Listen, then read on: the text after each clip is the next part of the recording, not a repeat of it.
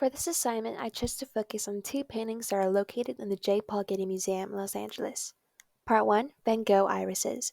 The combination of line, color, and light in Van Gogh's irises enriches our understanding of the world by offering a glimpse into the artist's unique perspective and emotional experience.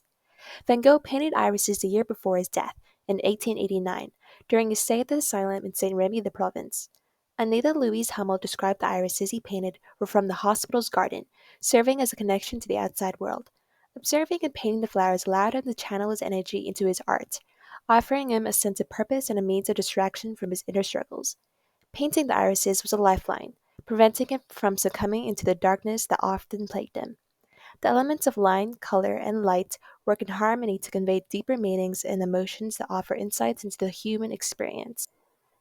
In irises, Van Gogh's use of line is expressive and dynamic. The swirling, energetic lines create a sense of movement and vitality within the composition.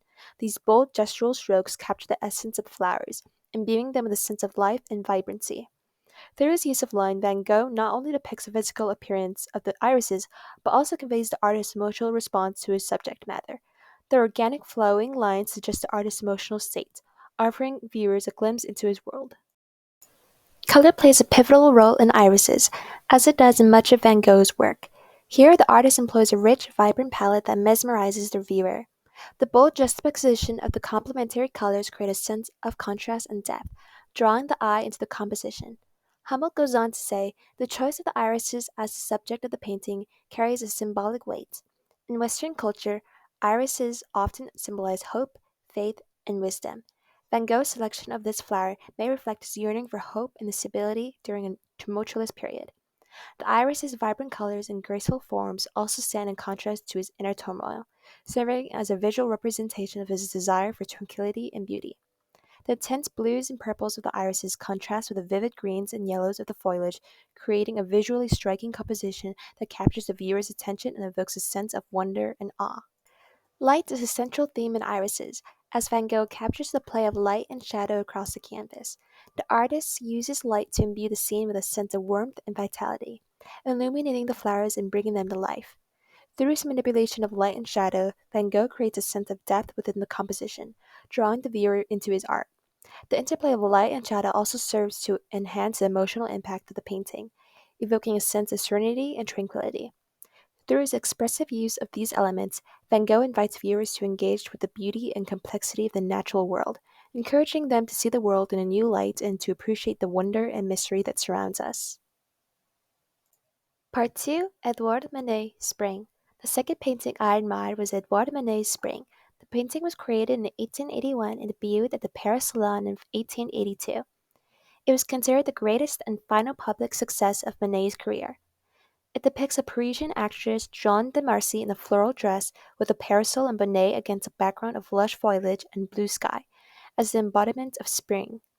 An artwork analysis posted by Nicole Drzezinski reveals, as one of the last paintings done by Manet before his death, spring symbolizes the merging of female beauty and the beauty of nature, coming together as one to be admired in its totality.